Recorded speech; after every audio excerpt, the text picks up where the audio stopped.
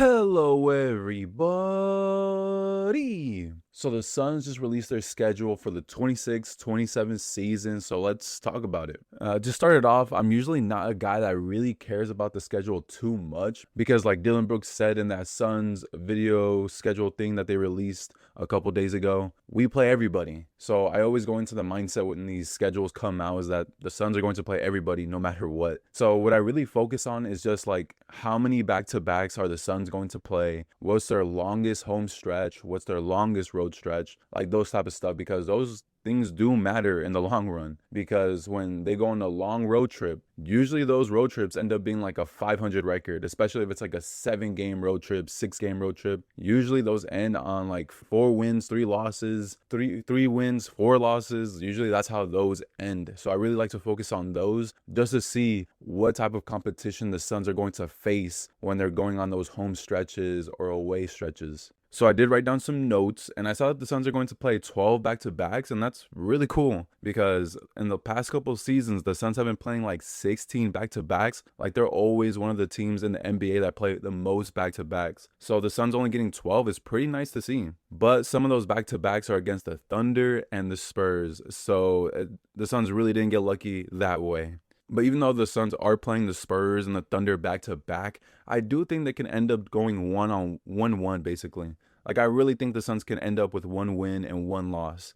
But if they end up like losing both back to backs to the Thunder and Spurs, I'd be a little disappointed just because like I know the Thunder and the Spurs are like the best 2 teams in the West, but usually when you play a team back to back, like usually like you know what you're against and you know what you can do against them that will be effective, and you've already seen them the night before, so maybe they'll play with less energy because they won that game before. Like I'm really hoping the Suns at least end up 1-1 when they're going back to back against the Thunder and the Spurs. And I did go to the Thunder's subreddit just to see the reactions and stuff about the schedule, and they had a post showing like the Thunder's back to backs, and some of the comments that I saw were like, "Oh, we're playing the Suns back to back? Just give us those 2 wins already." Like that's the type of stuff I was seeing already. So the Thunder are pretty confident that they could beat the Suns on back-to-back nights. And honestly, I can't be too mad about that. Like they should be that confident because they did sweep us in the playoffs. And even though the Thunder lost a couple role players like Lou Dort, Aaron Wiggins, and ISO Joe,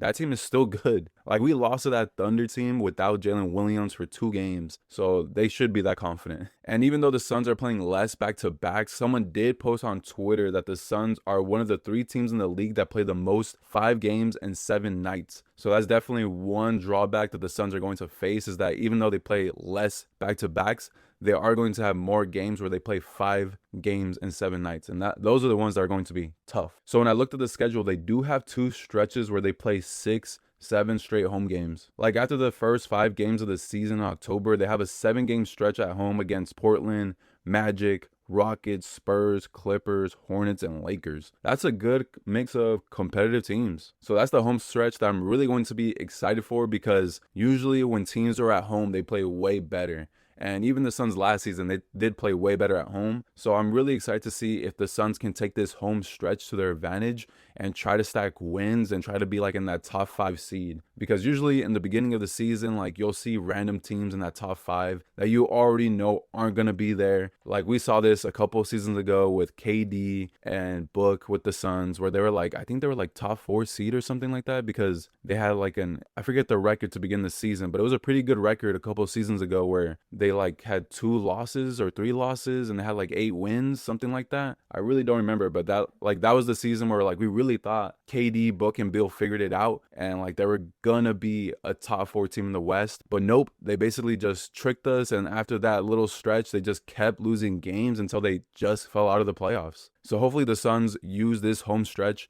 after their first 5 games in October to their advantage and try to stack some wins. Like I know the Lakers, Rockets, Spurs are going to be tough, but I think they can be pretty competitive against Portland, Magic, Clippers, and Hornets. I can definitely see them going 5-3 in that home stretch, because I think they could surprise one of these teams. I think they can surprise like the Rockets or the Lakers. The Spurs maybe, just because the Suns did play the Spurs pretty well last season. Like, I feel like the Spurs and Suns games are always competitive, and even though the Suns would have missed like players, they would still be pretty competitive. Like, even the Spurs would miss players too, but those games are always competitive for some reason. And after that 7 home game stretch, they do have 5 games straight on the road against Denver, Kings, Utah, New Orleans, Rockets. Now for that road game stretch, I'm not really too worried for the Suns. Like, the Denver and Rockets are really good, but Kings, Utah, New Orleans, like, I can see the Suns going 3-2 in that road stretch. So I'm really not too worried about that one. And then their next 5-game home stretch is in late December, where they play the Warriors, Sixers, Knicks, Kings,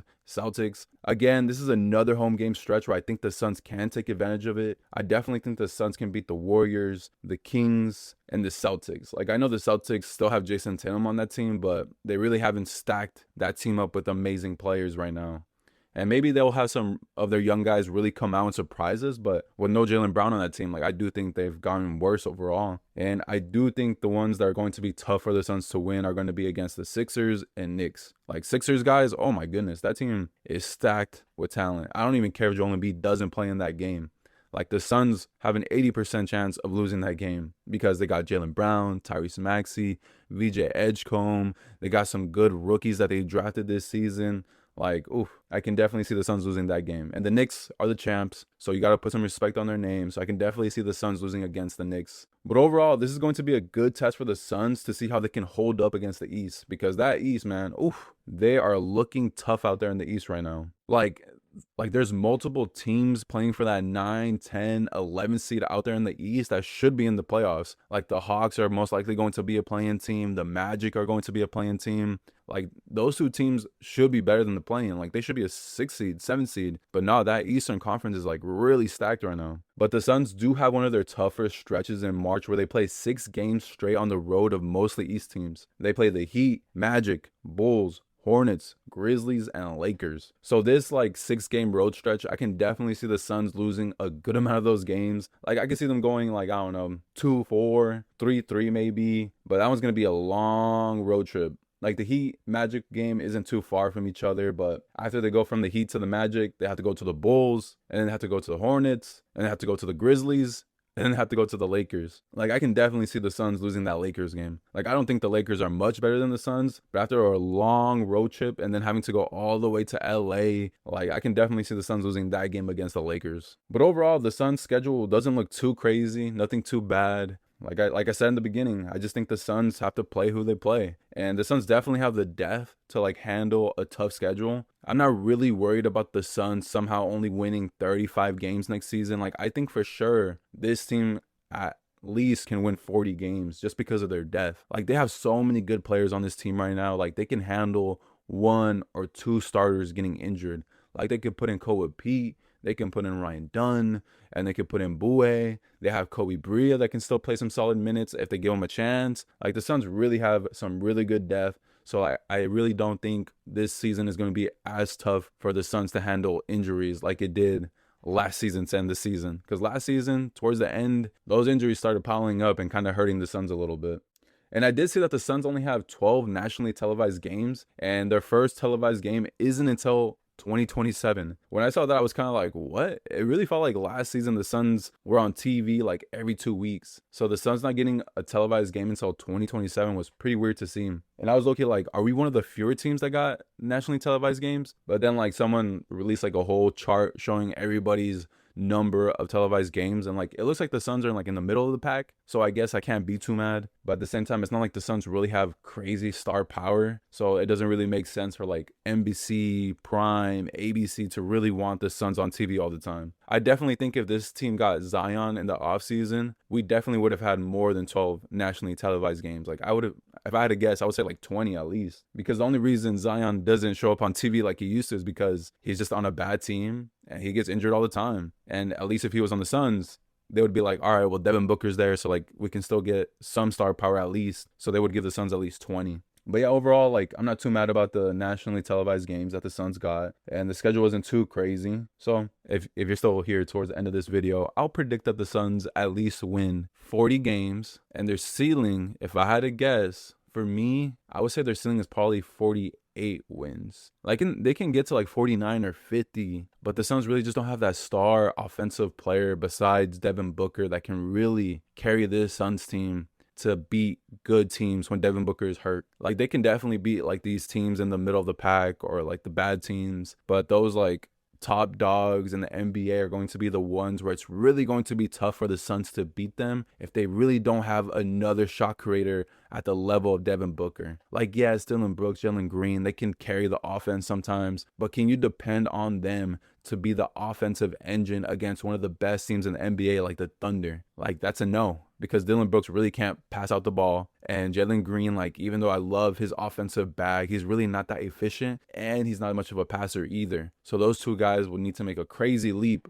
playmaking wise to really be the offensive engine that this Suns team needs next to a Devin Booker.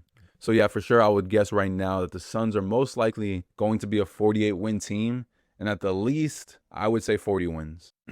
I did want to go ahead and talk about some other NBA stuff that's been going on. Like the Clippers re-signing Bradley Beal to a 2-year contract with a player option on the second year was insane. Like I really thought Bradley Beal was just going to sign a vet min with the Heat or like some other team. Like I did not think this man was going to make more than the vet min. So whoever his agent is deserves his payday, because Bradley Beal getting a 2-year contract after having so many injury riddled seasons is insane. Like this man did not play enough games on the Clippers to deserve this type of contract, and he has not played that well for the past 3 seasons to get a 2-year contract with a player option on the second year. And I know that might sound salty coming from a Suns fan just because we did not enjoy the Bradley Beal experience, but it's just insane that this man really got a 2-year contract with a player option. I also have to talk about our boy Haywood Highsmith. So Haywood Highsmith is coming back to the Suns on a vet min. This move is still confusing to me. Like I get that it saves them some money overall and gives them some flexibility, but it's just funny overall. Like, is Haywood Highsmith's value that low right now that he can't even get a vet min somewhere else where he would be in the rotation like the Heat? Like on the Suns right now, he's most likely going to be battling with Ryan Dunn and Koa Pete for minutes if there's any injuries on the roster. It sucks that he might get minutes over the young guys because we know Jordan Ott values veteran experience, but I'm still happy that Highsmith is coming back because he's still a solid 3-and-D wing that can play positive minutes. And the details for his new contract haven't came out yet, but I wouldn't be surprised if it's a contract where it's not fully guaranteed. So he can be a good asset for a trade in the future. That's it for me, guys. Shout out to you guys for watching this video to the end. I really appreciate it. I wouldn't be doing these videos if it wasn't for your support. Go ahead and sub to the YouTube channel, share this video, comment down below. You can also listen to these videos on Spotify and Apple Podcasts. So shout out to you guys. Bye.